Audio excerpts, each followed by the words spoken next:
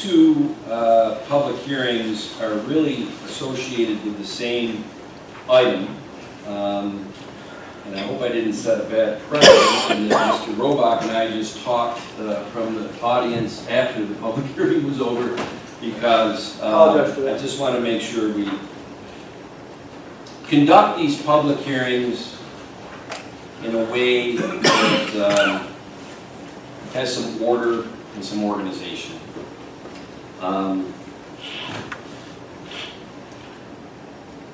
So the next public hearing that has to do with the proposed cell tower at 833 Lake Road is related to the special use permit that the town board would need to approve for the cell tower.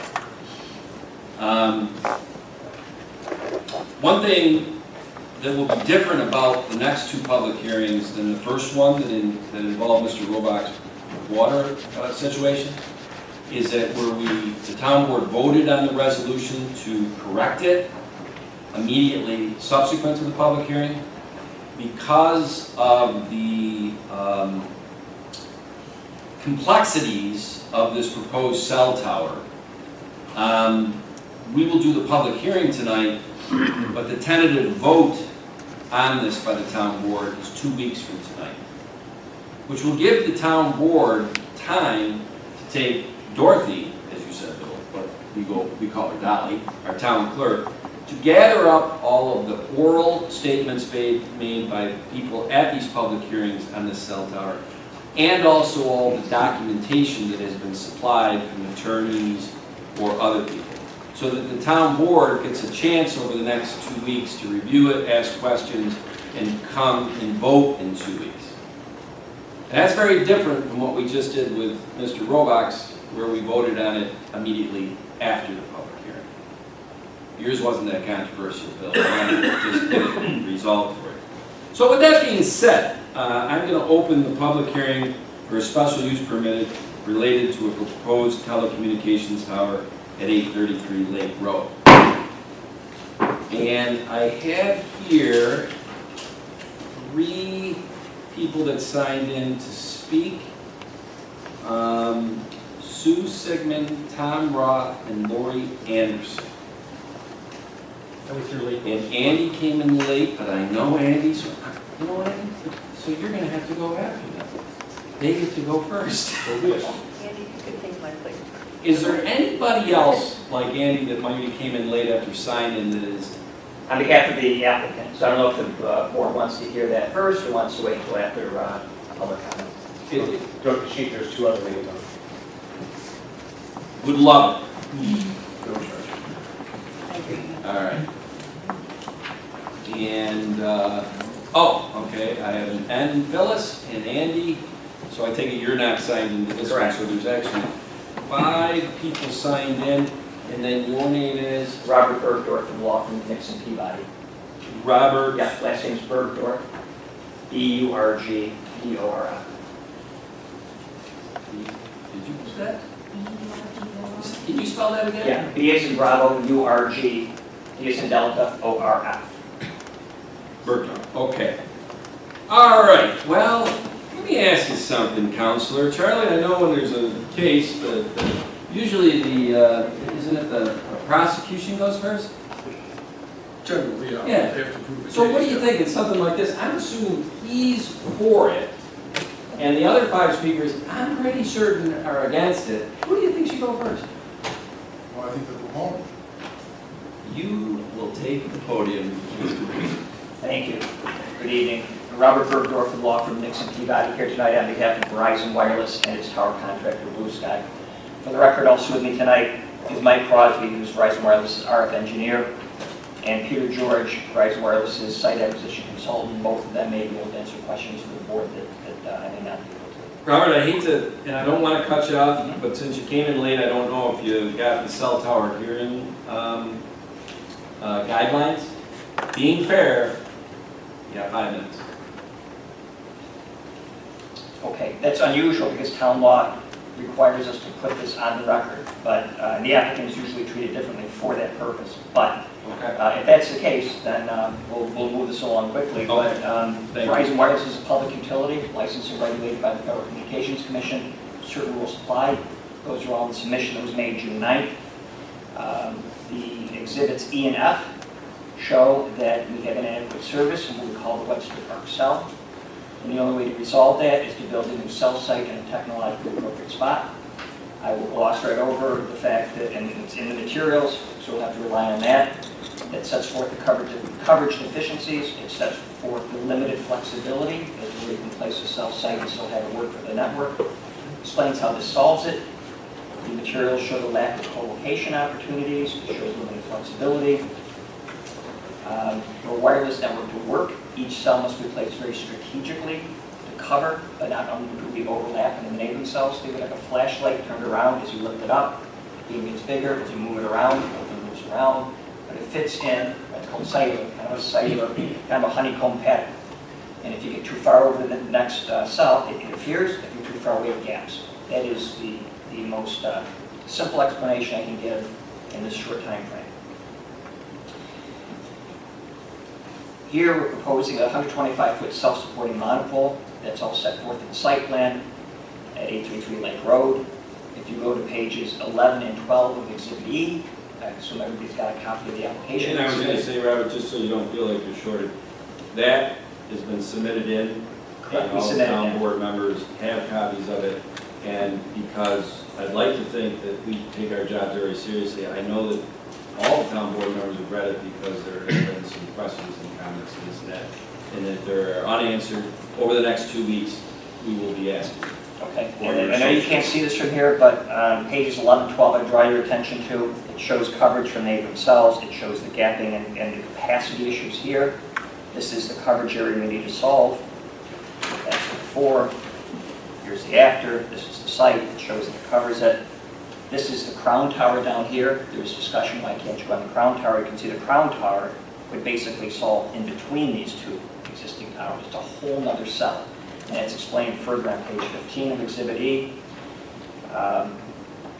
Procedurally, this requires a special permit from the town board and a height variance from the town board. It's 125 feet versus 100. That extra 25 feet is necessary in order to get adequate service to the cell. It also requires site plan approval from the planning board that was granted in the previous meeting. We meet the standards for special permit and height variance, both under traditional zoning standards and the relaxed public utility standard.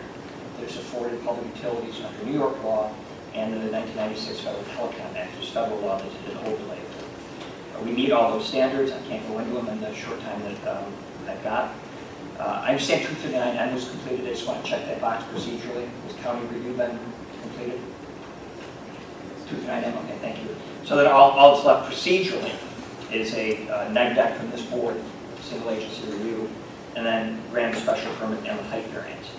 And we understand there's folks who don't want to see it. And I've been doing this for 30 years. I've done thousands of these across the state. And we try to get them as best we can in the best spots that we can. We're very sensitive to that. But in the end, people not only want this, we have a duty under the FCC license to provide it. And you have to be able to, the antenna has to see the phone, and the phone has to see the antenna. It's a line of sight technology. It's a very weak signal. And so that's the technological challenge. We're going to see cell towers for the most part. What we proposed here, though, is unlit, it is unguided, it is a monopole at 125 feet, and as these go, that's aesthetically, that's about the best you can do. Beyond that, there is no zoning impact. They don't pollute, they don't make noise, they don't have lights, they don't draw governmental resources. They simply provide this public utility service that people have come to rely on. And I'm not going to have time really to go into much more than that, but Your presentation is 5 minutes, but the board, Oh, sure, if okay, they have yeah. questions or any of the town department heads, well, you may be up there for a few more minutes depending on that. So, I mean, we're not going to shortchange on that if there's questions or things. well, that's it. In a nutshell, that's it. We've got a coverage problem. We wouldn't build this if we didn't have a coverage problem. You've got a capacity, a service problem, I should say, because sometimes it's coverage, sometimes it's capacity, or in this case, it's blend. So we have to solve that. What we can't do is go away. What we will do is try to find a way to solve it in the best method possible from a land use standpoint. As long as it's not unreasonable cost or unreasonable delay, that's what the law says. And many times we move these. But here, and just having done a lot of these, it's a good site. We're a quarter mile from the nearest home. You know that where this is and what's around there. And a lot of times we have to go right smack into a residential neighborhood. I've got 12 pending in Pittsburgh right now, right smack middle subdivisions. So this is, as it goes, this is from a aesthetic standpoint. All right, so don't go yet. Okay. All right, because now, questions or comments? Well, like, he's on the podium. No, I think you should then. now, because Okay. he's making a presentation. John? Do you have anything for Mr. Berger? I just have some issues with the lease itself. Sorry, I couldn't hear that. Because I have some concerns regarding the lease. Well, now is the time to bring it up.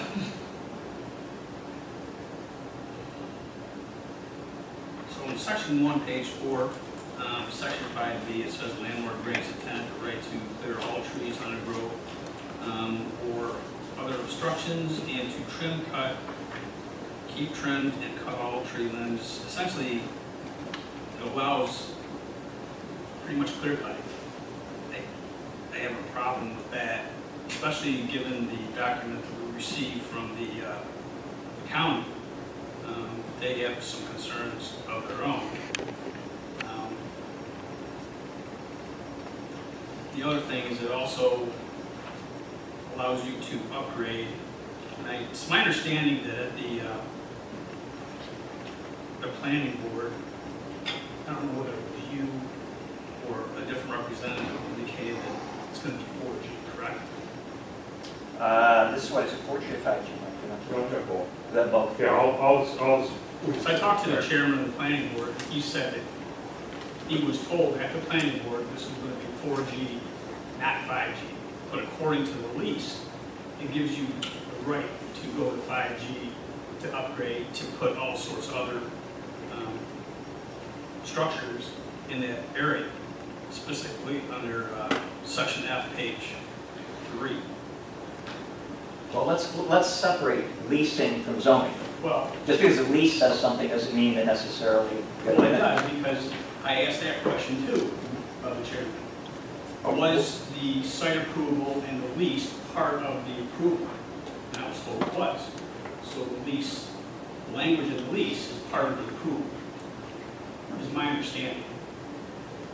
That's, So, it would be an unusual way for it to work. We're still limited by what the zoning says. but the lease, the language is in the lease. Okay, so what that does is that means that we, I think I have questions on, unless you have any questions on 5G. The lease lets us do things vis-a-vis the landlord, but we need zoning to do things vis-a-vis the zoning code. So, for instance, that is the clear cutting, that is standard language in all the leases. It doesn't mean that there's going to be cutting, but there could be an instance where a tree grows up, so we have the right to trim that limb, so it doesn't block the Right, intent. and I've looked at so many contracts over the years and have had language taken out of contracts because the contracts are so broadly written, as you just stated. Mhm. But the bottom line, at the end of the day, the language is in there, the right to do so is in there. But that's So- a problem for the landlord. I mean, that's a landlord right, not a town right. Regardless, it's in there. So I've got issues with that and the height, and it's on a scenic byway also. So the other thing is section 1, page 4, section 5A, tenant shall have exclusive right to install upon the property and the premises communication towers, buildings, equipment, antenna, dishes, fencing, towers, temporary power sources, backup power sources, and other accessories related thereto, and to alter, supplement, or modify same as may be necessary. So there's just a couple things I wrote down with respect to the lease. Yeah, but again, that is the lease, that is not zoning, and they are two very separate things. I don't know how else to say that, but I mean, for instance, if the town said, if the lease said we could build a 200-foot tower, But the zoning said you won't go beyond 125 feet. Doesn't matter what the lease says. We can't do that because of what the town says. It's only our obligations and rights and responsibilities vis-a-vis the landlord. Okay. But you still need a height variance. We do need a height variance from the town. And correct. special use permit. And special use permit, correct. My question is really just to perhaps state what many of the residents in the area have said to us. They're very, very concerned with this being placed in such close proximity to a designated scenic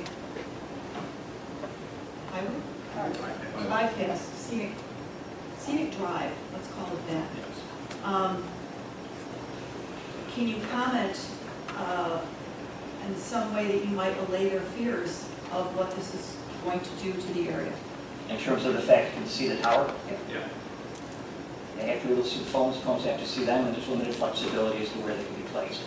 I don't know if there's telephones along these lines or other things you can see, but cell towers are part of the landscape. So what I'd say to both of you and to anybody else in the room, where do you want to put it? How would you modify it? What we can do is go away. And the law, FCC and state law, allows us to be where we need to be in order to provide adequate service. Within that, there's limited flexibility. We are willing to go wherever works, as long as it's not a reasonable cost, reasonable delay. But we have to have site. The law allows us to have a site that works. So any site we go to, virtually any site, there's somebody who's not happy. Somebody will move it, and all we do is trade one set of neighbors for another. But if there is a solution, and I've done for the company for a long time, if you've got a solution, we're all ears. If there is a better spot where this will work, still got to work within the network, we'll look at it. Always have. But what we won't do is go away. What we won't do is fail to provide service. And in terms of being able to see it, these things need to be where they need to be in order to provide the service and to serve the people that they serve and save. The same way you've got hospitals where they need to be. You've got fire stations where they need to be. You've got water tanks where they need to be because these are public utilities that provide the service. And seeing it is part of that. That has to be balanced against what these facilities do. Okay. Yes, I've listened to a couple of presentations, and one of them was a discussion of the site on the Kiwanis property. And there's been two different interpretations of why that isn't going to go down there. If it worked down there, that would be pretty perfect for most everybody in this room, I think, because it would be almost invisible to anybody from Lake Road. But I think I read in your document, in your application, that it would not work there. Could you speak on that? I don't know where that is. My name is Mike Crosby, Verizon Wireless Service Engineer, lifelong resident of Webster. It doesn't work at the Kiwanis Lodge, I'm sorry. Had all our Cub Scout and Boy Scout events down there when I was a kid. I don't see it there too, but from a coverage and capacity standpoint, we need to be closer to Lake Road in order to serve Lake Road. And the second part of that is we have to be very careful about overshooting into Canada. And I realize that may sound like a silly statement being here in Webster, but from an RF standpoint, when we locate our sites too far south, in order to cover locations along the lakeshore to the north, we have to point an antenna at that. And when we do that, our RF signal overshoots into Canada. So we're within 45 miles of the Canadian border. And when RF hits water, it travels with much less loss. And so that's an interference issue for Canada. So it's two reasons. One, we can't serve the objectives or offload the capacity. And two, because we have interference issues with Canada, if we locate too far south and point those antennas to the north. Okay, so to clarify that, you did look at that site, and that site does not work for you. Correct. Okay. But everything- Was there any other sites in the area that would have worked for you?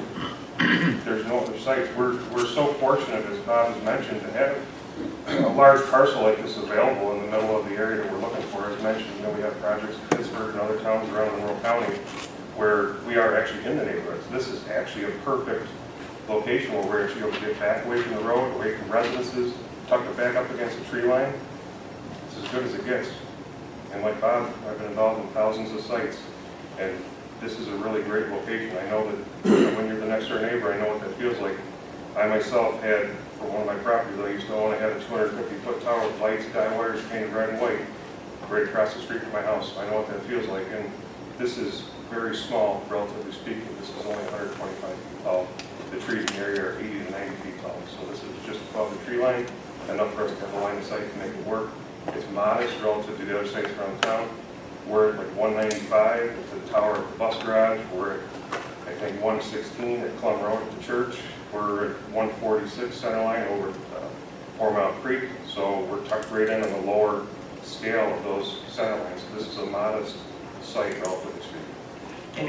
In our search area, to give the board a sense, the search area at this size for this kind of a network, for the population density of Webster, about how much further? 1,000 feet? And what's that search area, width of that search area? 500 feet? What's the? Yeah, so with a site like this, because of the antenna center line, we don't have as large of a footprint. This is only, going basically from like Baker to Holt. So you're talking about, maybe like a 1.25 mile at the most radius.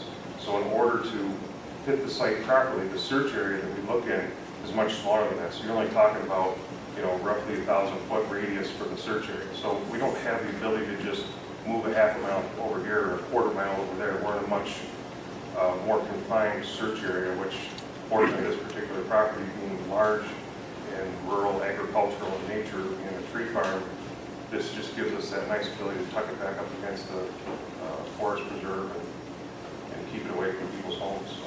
Thank you. Bill? We've gone through all the information. It appears to me, from what I've read and seen, that they don't have another location that will suit their needs. I'm not happy with it, by any means. But from what I've read and seen, my only question is, they got final approval from the planning board, is that correct? Yes, that is correct. There were no stipulations on that approval. I don't have the planning board's approval, so I don't. There were a few conditions placed on it. Obviously, one will be approval by this board. I don't think there were any conditions relating to the physical nature of the tower or the location. Okay.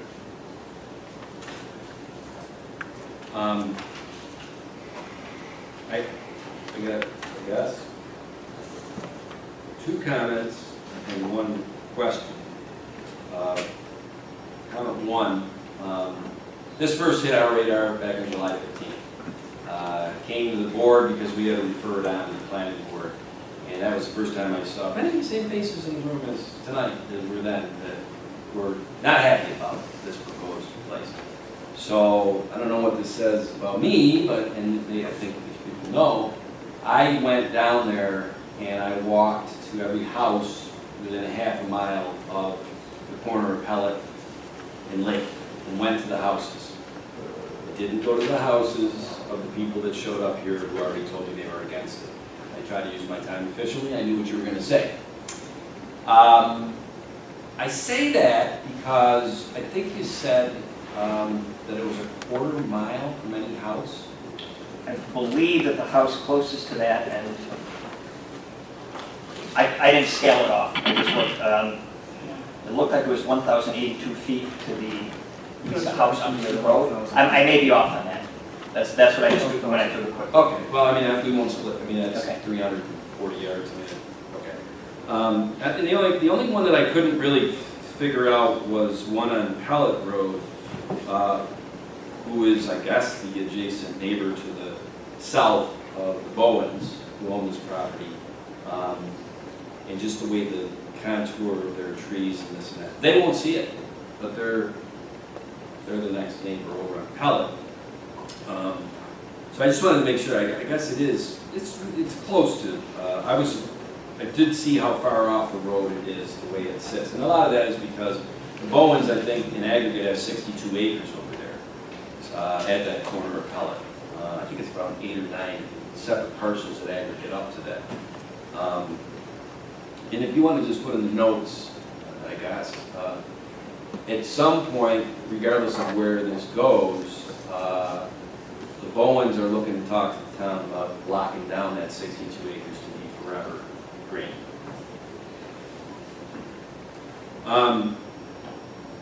And the other comment, 'cause my question was the quarter mile, is I guess you have to see it to believe it. As I was doing my walk down there, 3 times my cell phone had Rome come in, welcome to Canada. And I had heard that happens down there, but I was like, okay, that's an exaggeration of people. It happened to me. I was surprised, and I mean, that's, I found that odd. They will be corrected with this dominant server. What that means is that there is such a weak signal from the Verizon network that this skipping Well, over. I knew what it meant. Yeah. And, Well, this will become a dominant server and would stop yeah. there. Yeah, I'm just saying that I thought the people who said we need something down there, I get Rome from Canada on my phone, and I was like, okay, that's an exaggeration. They don't get it. It happened to me. I was like, oh, I guess that is an exaggeration. So, thank you. Appreciate, and obviously, as we kind of go through all the paperwork, because now there's other speakers that are getting up to talk, they might have some other documents. You know, over the next 2 weeks, we might have to come back and ask certain clarification questions. Because I feel very confident the board is really doing their due diligence on this, so that the vote in 2 weeks has been very researched. No stone will be unturned, overturned, not overturned, whatever. So, I just have one question. I don't know if you've seen the document from the county that they submitted. Refers to, on page 2, number 4, according to National Wetland Inventory Maps prepared by the United States Department of Interior, this site appears to contain a portion of federal wetland that is classified as PF01A.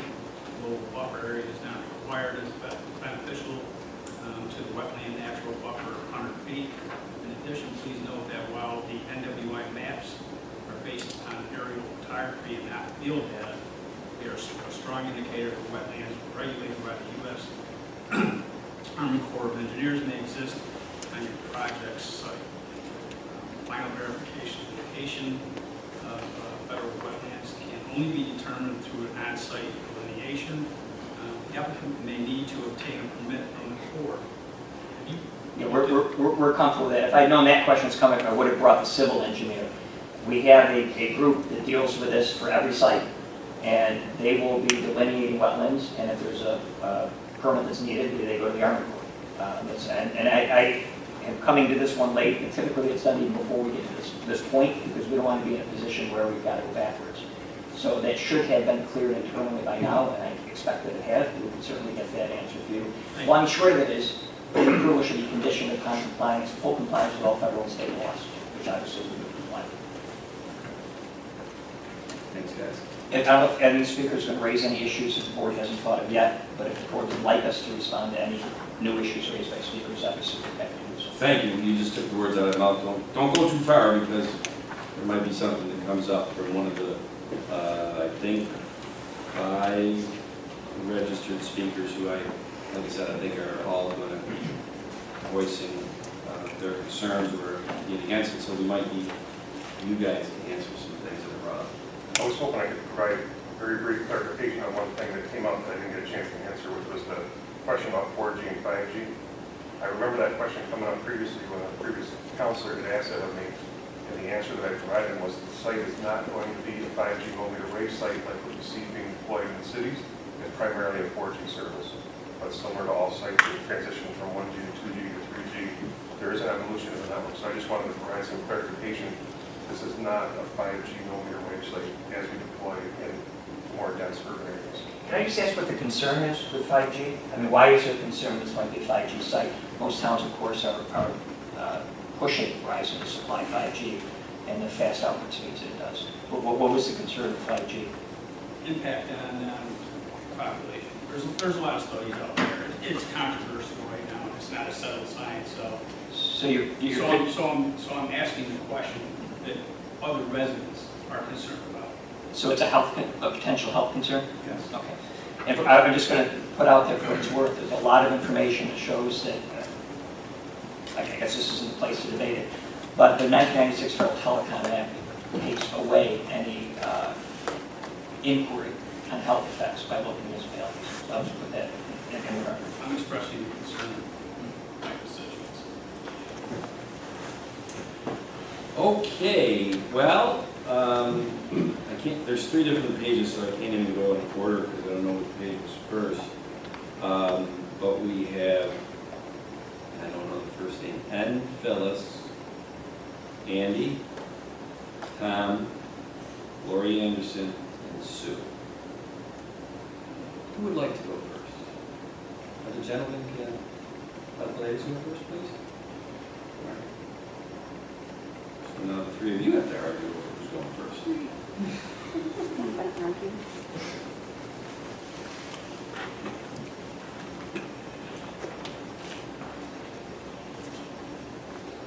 And you can give your name and address, please.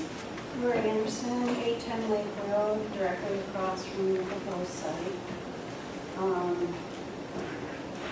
I was looking at the document that was referred to earlier. I am opposed to this particular site. Yes, I am a neighbor and it's personal. The 5 sites, this was the first night that I got a little more definition of why the Kwan site wasn't acceptable. I'm still not quite sure I get that. But the other 2 sites, as I had mentioned previously, that were proposed, they were sent a certified letter which was not answered. So basically, this was the only site that was considered. It was an orchard. A lot of the trees have been removed, so with not knowing exactly where this tower is going to go, it's not hidden in an orchard because now, currently, a lot of that orchard is missing. I don't know what the intentions of the landowners are, but currently a lot of this area on the corner of Pellet Road is currently used for a construction site, storing of materials that are needed for the Lake Road project, as well as a lot of equipment. So if a person was to go to this particular site at this particular moment, they would see a disaster. Why not put a cell tower there? This is not what this area has been for most of my lifetime. This is supposedly going to get cleaned up. I have confidence. The corner of Whiting Road and Lake Road was also used as a construction base point, and that was cleaned up adequately. So I'm sure that this will also, I'm hopeful, will return to a more natural state. So at that point, if this cell tower is built, it will be noticeable. In the documents, there was something in reference to screening. I don't know if that is going to be supplied by Verizon. It talks about that deciduous or evergreen trees should be planted to screen this from the public and from to make it more palatable for the local residents as well as for the scenic byway. I hope that that will be provided should this go ahead. It says in the comments, however, in the document that that's not necessary because this is an orchard. Like I said, those trees have been removed. So I think that should be addressed should this go forward at that point. It also talks about, which I'm still not adequately advised as to what's actually going to go there. In the lease, it talks about, as Mr. Cahill also referenced to, that there could be buildings, there could be additional towers, and that in the other parts of the document, it said that the first choice is to go to existing towers, existing establishments to try and upgrade, if you will. So once this site gets established, if it gets established, then this will be the foothold for future constructions and additional things. And I would like to know if there's, at this particular time, if there's buildings that will be attached to this site along with the cell tower. And I would also like an answer to a question, if there will be screening of deciduous or evergreen trees, it says it should be at least, within 2 years, that should be done, and if it's not adequately good soil or whatever, then a berm would be created for these trees to be established on it. So if I could have some clarification as to what Verizon will do to make this as palatable as possible for the residents. Thank you. Thank you, Lori. And I did, Josh, and I know, is the pictures, the rendition of what you'll see on this tower on our website? Because when Lori says, I think you said you don't know where it's going on this site? Sure, right at the end of our driveway. Yeah. Okay. I'm gonna come up. I'd like this to pass around, all right? This is in the application package. That gives, they do balloons. That'll show you where the site is and what the view is from different places. And that might answer a lot of those questions because it's proposed back in the trees. So if that hasn't been seen by people, I'm not sure. I know for the planning board, presentations are going to the planning board. There's a packet of visuals on our website. So pass that around. Who is next? Would that be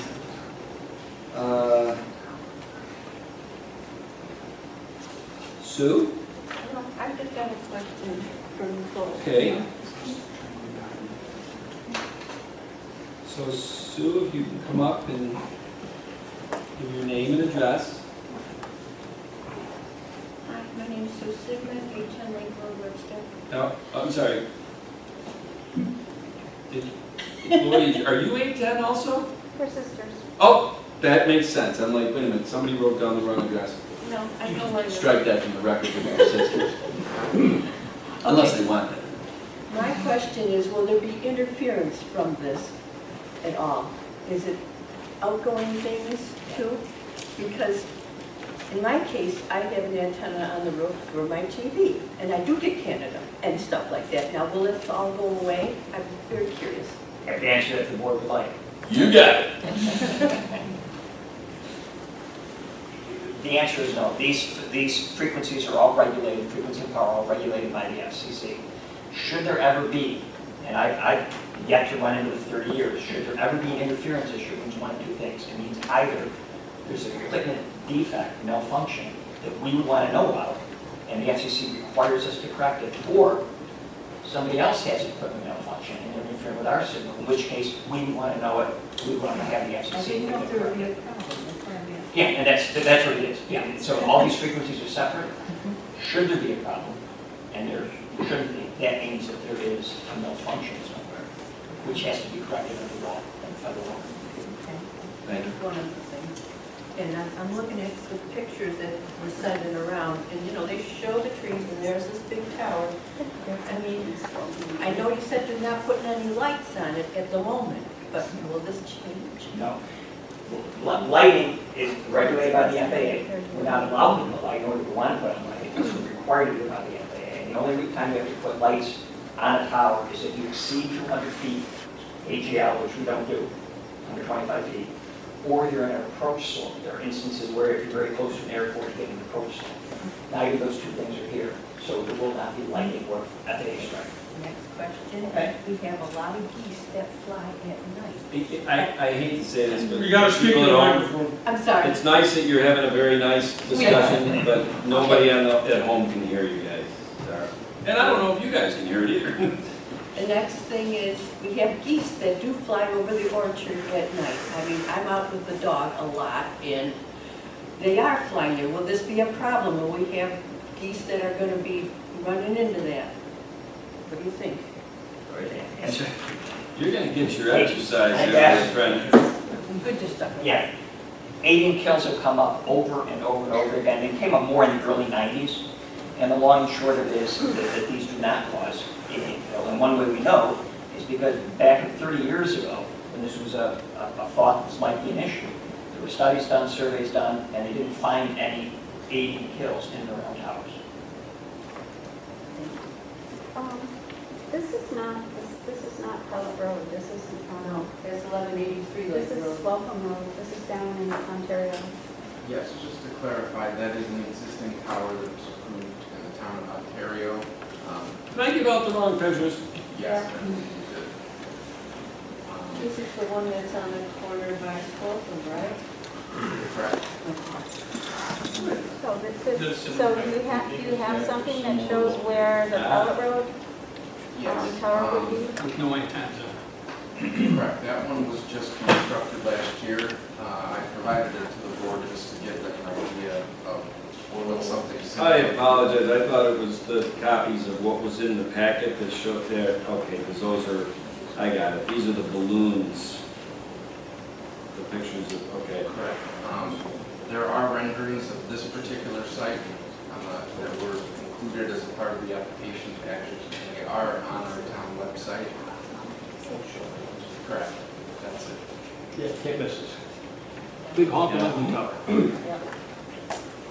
Okay. Well, now you can have that nice pictures, unless you want to get them back. I thought they were just replications of what's in this package. And, sorry about that. Okay. All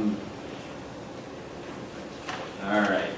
Andy, is your sister here too? Because I see 2820 Lake Roads. That'd be no way. My wife. And you are a Shuttle is a brave guy. Okay. So are you going to let your wife speak first? Please do. Ladies first. Okay. And I was glad to sign up. where is she? Is she behind the, this beam gets me every time, Dolly, you know?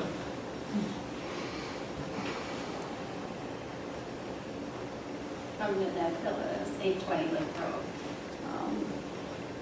I don't want to repeat what everyone said and what Andy's here to say, but I'll provide my jaded opinion after having lived here for 27 years. After listening to all of these meetings, it seems to me we're here to do what Verizon says we should do, because they can't even tell us if it's a 4G or a 5G tower, lost in the semantics of where it belongs. And I think that's kind of unfortunate that we're going to permanently scar probably the most beautiful part of Webster without really having answers to some of the questions that we've asked that are pretty straightforward and simple. Is it a 4G? Is it a 5G tower? And then they get into semantics of why that even matters to us. Well, can't they just answer the question? And is there going to be some sort of barrier with trees that are put up or not? Well, it's in the lease, but that doesn't mean they'll do it. So I'm just here to say, I understand you guys will be doing your best to sort this out, but I really have very little faith and confidence. We're not here to argue that, boy, aren't we lucky we're just getting one tower and not 12, like Pittsburgh. We're here to answer the question, is this proper for Webster? Thank you. Thanks. Well, that leaves Andy and Tom. Go ahead, Andy, we'll do it alphabetical. An arm wrestle?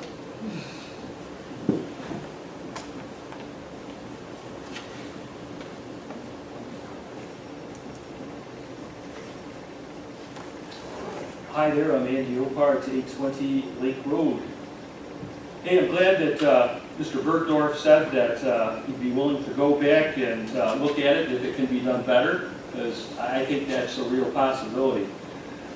I think if you look first off at the paperwork that they submitted,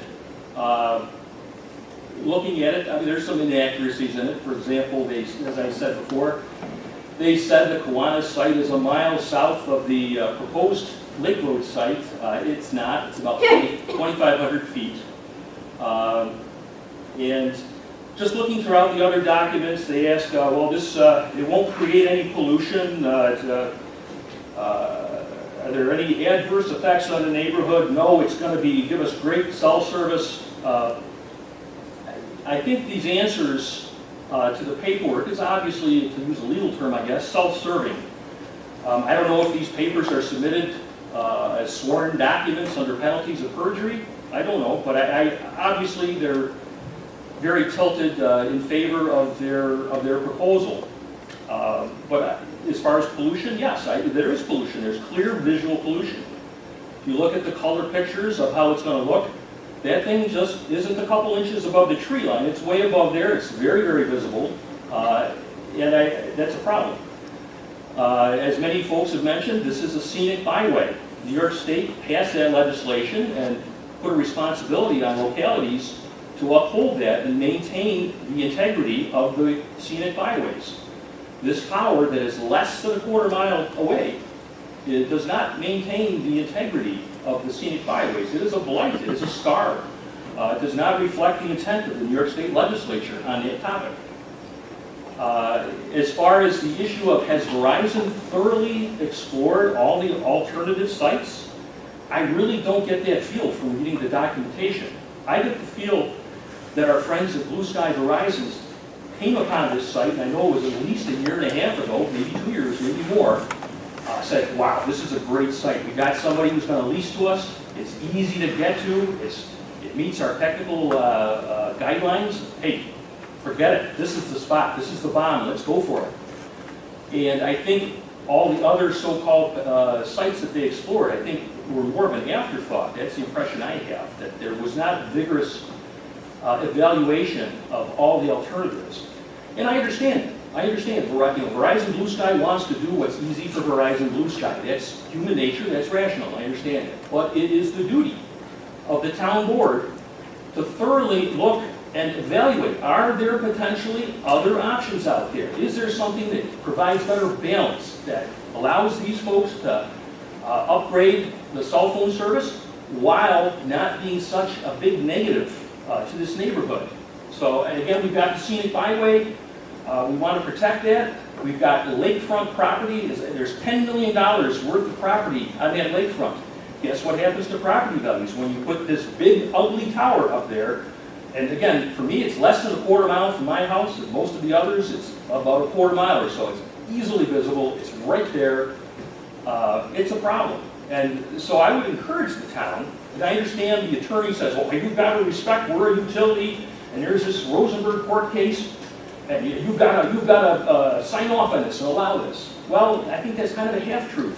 Yes, they are treated as a utility, and that means the town cannot outright ban cell towers from the town, but the town can restrict and limit so that there's balance between the interests of the cell phone folks and the interests of the property owners and residents of the area. So I'm asking the town, our elected leaders here, to really carefully evaluate this and consider, maybe you got to go back, maybe you need some more time, maybe we need to table and adjourn this to allow the Verizon folks to really demonstrate that they have done due diligence and for a fact that there really is no other possible option, not just the easy option for them, but maybe there's an option, it's a little more work for them, but it's off the Lake Road scenic byway, and it's not doing so much damage to property value. So, again, I would ask the town to do that, if we need to delay this a little bit, to go back to Verizon and more carefully see what other options there are. I think then it's going to be a win-win if we get it away from that prime real estate spot, and so they can have their better cell phone service, and we can protect the interests of the scenic byway and of the residents on Lake Road. Thanks, Andy. Thank you. I just want to add one of Andy's points. If you read into the Great Lakes Seaway Trail, one of their goals they have delineated is to protect and enhance the scenic, natural, and cultural resources of the Seaway Trail region. So I just wanted to add that.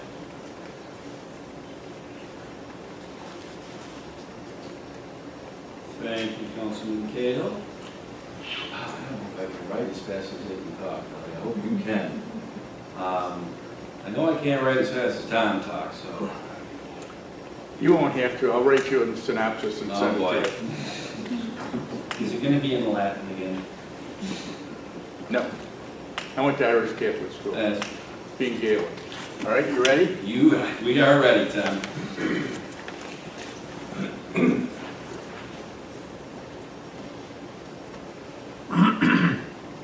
Good evening, thank you. My name's Tom Roth. I live at 800 Lake Road. And thank you first for the communication. It's great. You guys sent postcards out. You guys have been emailing, and it's a big help for us, and we want to thank you for that. I have a couple of housekeeping issues first. Tom, you might want to charge your battery up. I've been there 12 years. I can't say I've had any more than 3 or 4 roaming issues, but that might be something you want to consider. Secondly, I agree, Andy, and I have a tremendous amount of respect for Verizon and their due diligence. I do have a couple of concerns. One is you will not find a better site. Go down the road, turn right, plow it, do it, put it in. It's simple. And I understand why it's such an enviable site from a business operations standpoint. But I want to talk about something that I think is easily glossed over. I wrote a letter to board about 2 or 3 weeks ago, and I shared an experience I had in the big woods. And I think, and I hope you've all read it. It was about stewardship. And stewardship is your greatest responsibility. You're stewards to the town, you're stewards to the residents of the town, you're stewards to the history of the town, and you're stewards to the legacy and the future. It is tempting to jump to the technology side of the equation. Gee, I didn't get a call. Cell service is bad. I think there's something that we have to look at much more strongly. And in my letter I said to you, the town of Georgia Gosnell felt very strongly about the legacy of this village and this town. Very strongly. To the point that my next door neighbor bought their house. I bought my house from the Gosnells. They asked a couple of very easy and specific questions to me. Tom and Aaron, we've known you a long time. What are you going to do with the house? I said, we're going to remodel it and live in it. You're not going to tear it down. No. Thank you. We're all set. That was it. When they met with Mark and Marcia Seward, that whole piece of property was drawn up for 9 different lots. 9 lots. They sold it to the Sewards because they were keeping it intact. They took less money, but they sold it to them so they could keep it intact. They were stewards of their property. And they made sure that people that they passed it on to, not sold it, passed it on to, were stewards also. They're stewards of the big woods, the big field, all that. We're blessed. We are absolutely blessed to have this opportunity here in our town. It enriches our town, it enriches our culture, it attracts people to our town. Is a cell tower important to have there? In some people's mind it is. In mine it is not. It is so far from important to me. And I would think that many of you would think the same thing. I understand the logic of not in my backyard. I get it. This is not in our backyard, it's in our community, it's in our trust. It's a Genesee Valley Land Trust. These people feel strongly about what we have. Towns would die to have the town, the opportunity of the assets that we have a stone's throw away. I find it hard to believe, but I'm not saying they have. And please, I find it hard to believe that that is the only spot that the cell tower will work. I find it hard to believe. This is 2021. I find it very hard to believe. Now, it may be, but I would think that another part about it is it's very convenient. And I also wanted to ask a question, Tom. You mentioned that this is a part of a thing to lock up that land. What does that mean? That the Bowens, and I don't think that it's, confidential at all, they would love to see the 8 or 9 parcels that aggregate up to 62 acres that they own there on the corner of Pellet and Lake be put into some structure that there will never be development there. And they have, because I went to every house, including theirs, and, they said, look, this helps us keep this green, but we want to talk more with the town and the school district about some historical aspects and having a learning center there. And we're in the middle of dealing with a green space committee and the Friends of Webster Trails and a referendum for 2022 that we're pointing toward for the purchase. So this could be a trade-off. I didn't say that. I didn't know you didn't. That's why I said it could be. It's a slippery slope. That's what I'm driving at.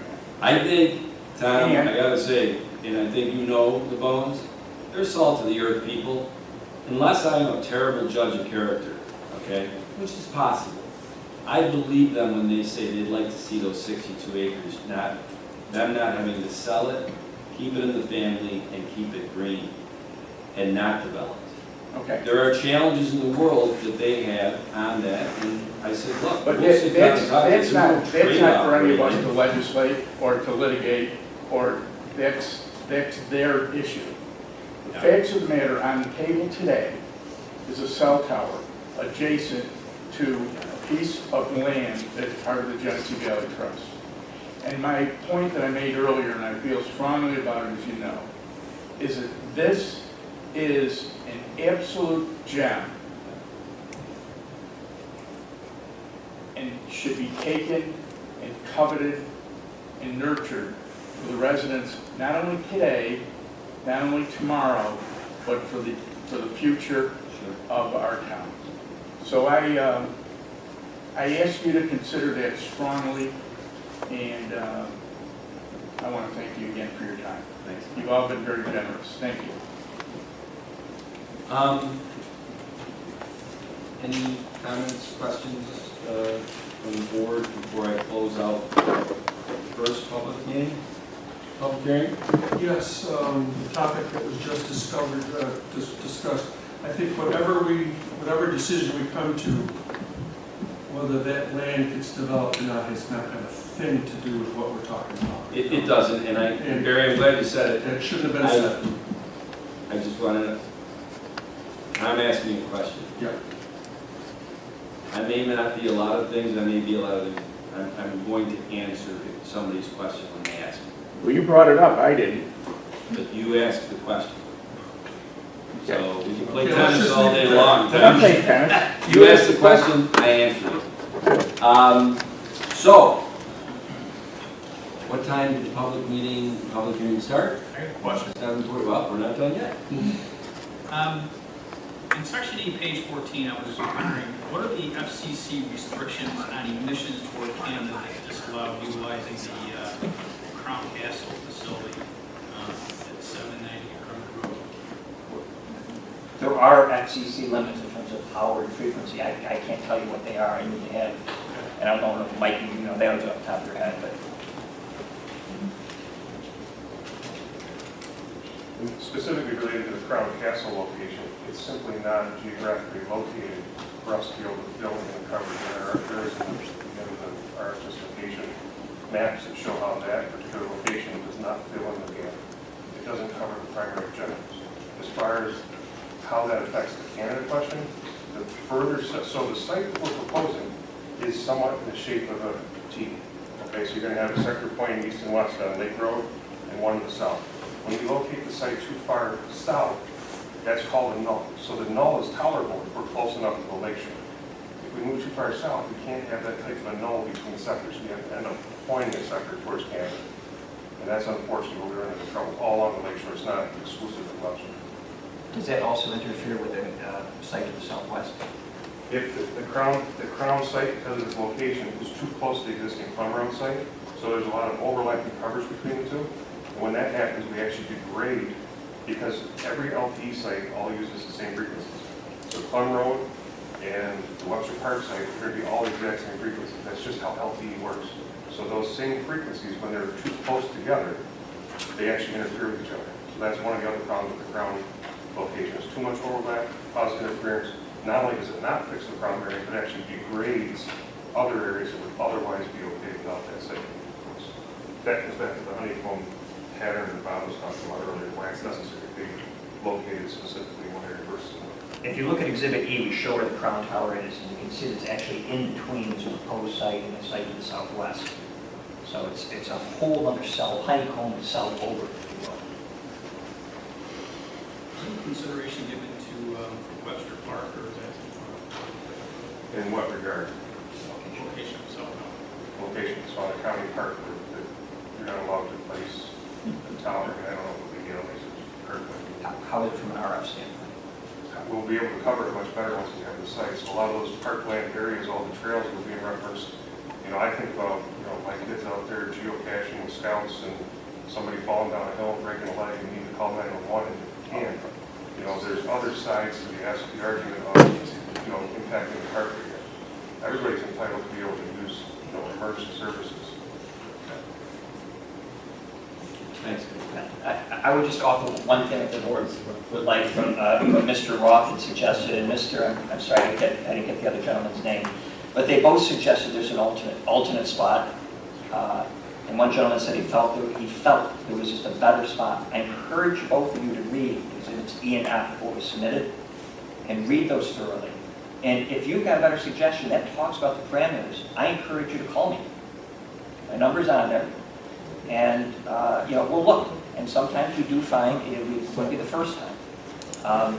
But we can't just go away. And you can't just say there must be a better site out there. You're going to have to come up with an alternative. We will check that alternative. And I encourage you, if you do want to do that, to do it soon, because we have a federal shot clock that ends on November 7th. I understand that. We're not engineers. Well, So I don't know but that that's... you're not an engineer, but... Don, can you please sit down? I'll tell you what. Let's close out this, okay? Let's close out this one. And I can't believe I'm about to say this, but we have a second one. We did say, hopefully we're not going to sit here for another hour and basically hear the same thing that we heard in the first meeting. If there's new information that is specific, basically to the height of this, that's what will be in the second public hearing. But for now, this public hearing heard the proposed telecommunication tower for a special use permit is closed. All right. Now, Charlie, can I rattle right in? Sure. All right. I am going to open the public hearing for a height variance for a proposed 125-foot tall telecommunications tower at 833 Lake Road. Does the applicant want to speak to that? It'll be 60 seconds. In the application for the height variance, there is a section that shows how we meet the standards for a height variance. And the reason for that is to provide adequate coverage. There is no reason to build this taller than is necessary, other than to get service. There's no advantage to build this taller. There's a disadvantage, though. It's got to be, the height needs to be in order to provide proper service. So in a nutshell, that's what you see in here.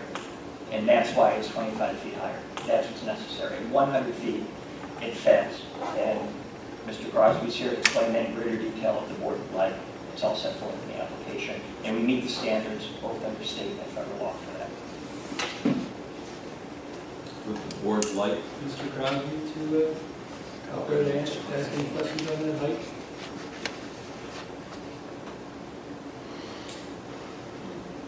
Okay.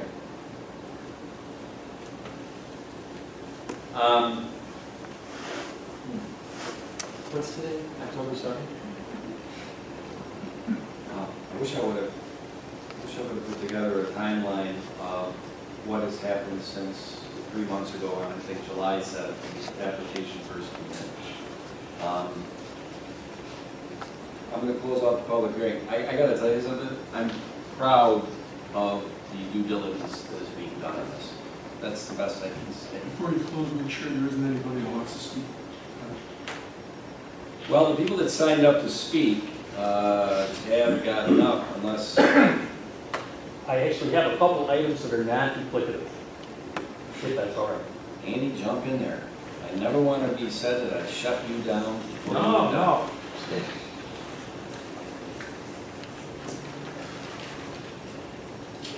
Yeah, I have to echo Tom. Again, my appreciation to the board, I think you folks have been open-minded and willing to listen and really look at this. It gives me a little bit of hope about our government and allays some of the fears that folks have about our elected officials. But anyway, with respect to the tower, Mr. Crosby had said, hey, the Kiwanis site, it's too far south in the paperwork that they submitted. And again, this is why I kind of questioned how diligent they were in going through all and evaluating all these sites. Their paperwork says the Kiwanis site is a mile south of the Lake Road, proposed Lake Road site. Several times, I've just kind of double-checked that, and I'm coming up with less than half a mile. I'm coming up with about 2,500 feet. So, for what it's worth, I'm not coming up with the same numbers, and okay, maybe there's an explanation. Again, the submissions from Blue Sky Verizon are very self-serving, but I don't really, and maybe the town can dig into this some more. I don't really see where they've documented the dates and when they did this and what the results were. They just kind of immediately come to a conclusion. Oh, wait, we looked at this site, it didn't work. End of story. So, I'm a CPA like Tom in background, and we all about kind of verify and document and corroborate what folks are presenting to us. So I'm asking the town to do that.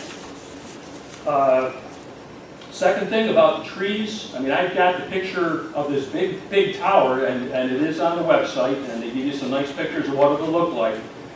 And all this talk of planting trees, and there's some surrounding trees. You look at the thing, it's way, way, way above the tree line. This is not creeping above the peaks of the pines. It stands out there big and ugly for everybody to see for a long ways away. And again, on scenic byway. I had a question. Also, and I looked at the lease as Mr. Cahill did. It is a very open lease. It allows them to do all sorts of things, add microwaves and dishes and antenna and who knows what on there, changing to 4G to 5G to 6G, whatever. I mean, it's pretty open-ended. I guess that's how it is. But it talks about a removal bond in the lease, and I don't know if there is a removal bond, and perhaps they can address that if, let's say technology changes and somehow this thing is outmoded. The cell tower is so 2020, and 10 years from now, and it's no longer useful. Well, it allows the landlord to ask them to remove it, but if Verizon wants to, if the landlord's a little desperate and they tell them, hey, listen, we'll give you 50 grand if we don't have to take this thing down, so just leave it there. So there's nothing there that really guarantees that should this thing become obsolete, that it has to come down. It's really contingent upon the landlord of the property, and it's not built into the agreement. That's really it. I told you I wouldn't be duplicative, and that's what it is. But folks, just dig into this thing some more, please. You've got a couple more weeks. If you need more time, I would encourage you to take more time instead of having this thing just pushed through. When we first found out about this by accident. We weren't mailed letters. We just happened to see a couple signs up there, and we thought it was related to something to the farm. And actually, Nanette was the one who first said, golly, what are those signs about? And we finally dug into it, and she said, hey, wait a minute. What the heck? There's a huge industrial tower that's going to be coming up right on Lake Road. So I'm a little concerned about the notification process. I know you guys may be looking for a little better efficiency, but this one almost slipped by most of us, but more than that, so that's. Thank you very much for your input. I say two questions. Can you show us where I can't find the 1 mile under the Kiwanis. I'm not showing a mile. Can you show us where in the application? I've got, I'll try to pull Remember, it up. guys, Okay. nobody can hear you. I'm sorry. Nobody can hear you. This part of the thing is. Within the submissions from Blue Sky Verizon, I'll diligently look for it here. They submitted that the Kiwanis site was 1 mile south of the proposed Lake Road site, which I think is factually inaccurate.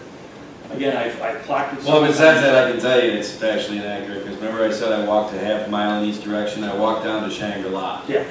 Exactly a half mile in. We're showing Shangri-La. it's 760 Shangri-La Lane. I'm not saying anything about a mile. But anyway, as long as it's located properly in the, on the propagation study, so if you show us where it is, I appreciate it. I'll see. It was in the submission, so I remember saying. The other question I had for Tom was, is this tape or is there a transcript? Yes. Yes.